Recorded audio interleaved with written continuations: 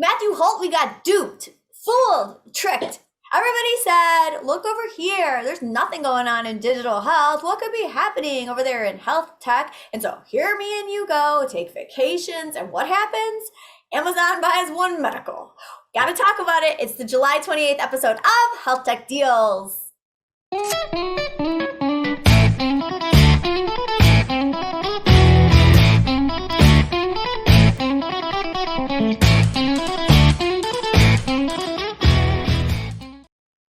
All right, Mr. Massa, where have you been? I went to Mexico. Lying on the beach. Ah, you didn't suffer the way I did. DC and Colonial Williamsburg with my children. They like the water park the best. I tell you, that was, I did get to see America's obesity crisis up close and personal, that water park. Oh dear. I'm thinking more like COVID-19 super spreader, but whatever. COVID's all over, we know that. It's now monkeypox is the new one. Oh, that's right. That's That's the one we get. All right. Let's talk a bit about One Medical, and we're going to talk a bit more about this actually today in the special THCB gang, which of those who get up early, you'll see it. It's going to be at 9:15 Pacific, 12:15 Eastern. I've got my time zones right, as part of that wider primary care transformation summit that Peter Grant's putting on. But what do you think? I mean, I don't know. Honestly, like I kind of am disappointed in this one a little bit, but I see why it had to be done. I mean, if you're going to compete with Walmart and you're going to compete with CVS and you're going to compete with Walgreens and you're going to try to own a piece of the healthcare market, you need to have physical places. And so I get that. I don't know. I'm surprised they didn't do something different instead of go this direction in terms of directly delivering care. I wanted them to buy Teva, the pharmaceutical company, and like completely, no, I did. I wanted them. That was my prediction with Paul Sims at the beginning of the year, that Amazon was going to buy Teva. And I really, because I thought, I mean, seriously, they could completely redo the way that, prescription drugs or generic drugs are done. And it's like, maybe they can do that without Teva, but that was what I wanted to see happen. But instead they got this. What do you think?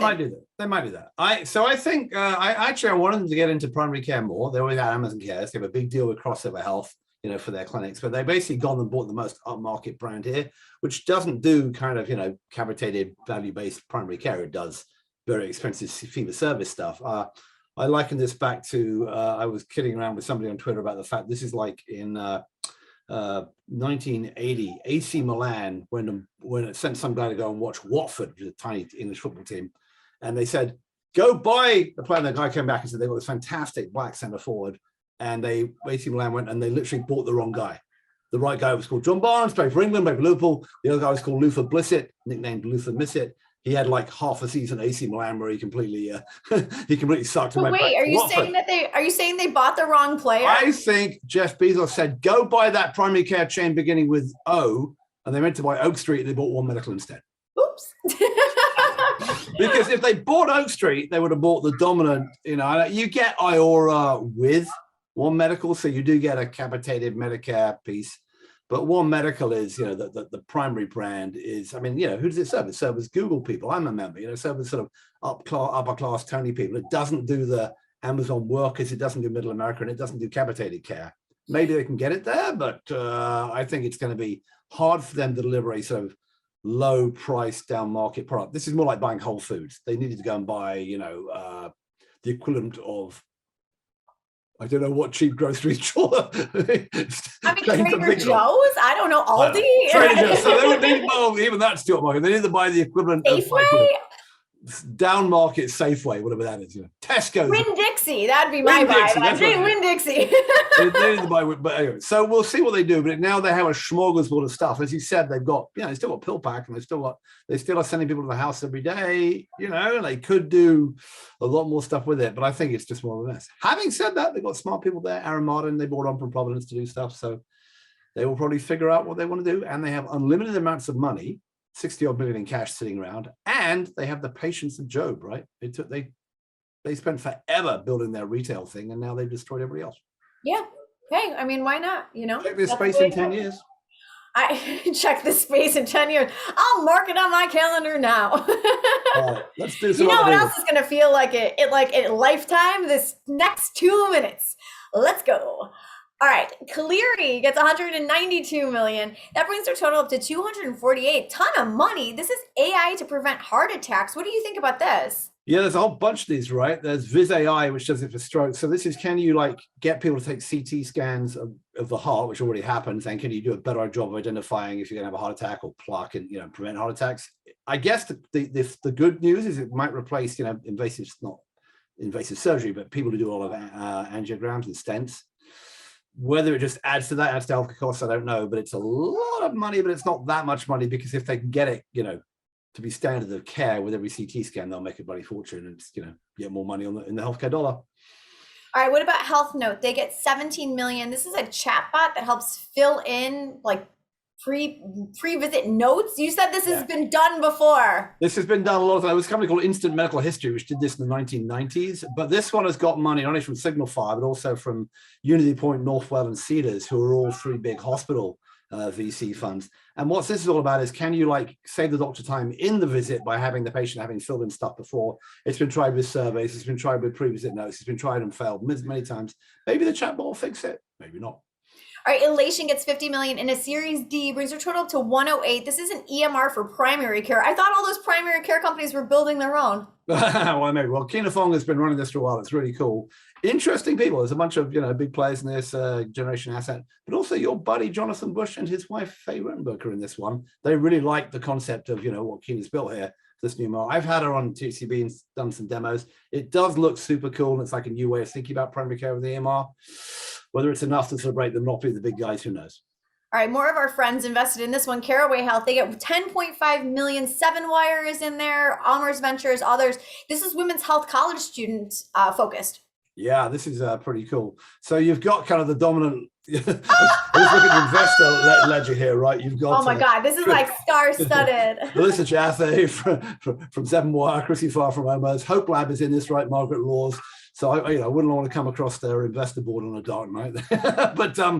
But it seems to me this is a little bit like your friends at Wheel, right? This is a sort of infrastructure play. College health services is in big trouble. Women of college age are in bigger trouble with mental health issues, not to mention this minor Roe v. Wade overturn thing that happened, and a bunch of physical mental health. Can they integrate it all, provide massive backup, do 24/7 for that, and take those college health services into the sort of 21st or mid 21st century? And Laurie Bernstein, who was at Aetna and was at Active Care Management and Health Reveal as a CEO. So it's a good team. 10.5 million is quite a big number for a startup infrastructure telemedicine company, but we will see, at a smallish market, but great niche and something that's very badly needed. So, good luck to them. I like this one a lot. Yeah, I do too, and I like that our friends over there have stuck with their thesis of supporting women's health businesses. I love it. Just think you can run some panels on it because you love that so much. If there's you know what though, the conversation, I've run enough women's health panels over the years now to know that the conversation around women's health is finally starting to change and gain some traction. And so yeah, like I'm more than willing to have good conversations about it. What I hate is when it's like, all right, here, let's just talk about period tracking. Not to track anymore. Especially now when that data can be used against you in certain states.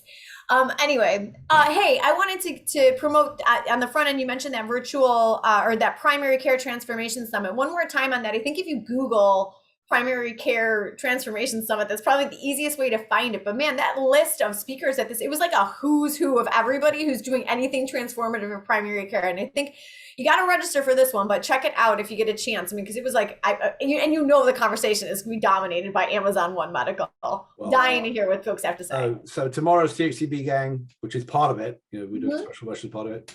You, me, and then to be honest, you know about us, the topic, right? Jeff Goldsmith and Dan O'Neill, who's now running his own, who's running the Pike Place, which is his own in primary care, in nursing homes, assisted living facilities. Fascinating, another space. A bit like college students, but probably they're having more sex. We'll see.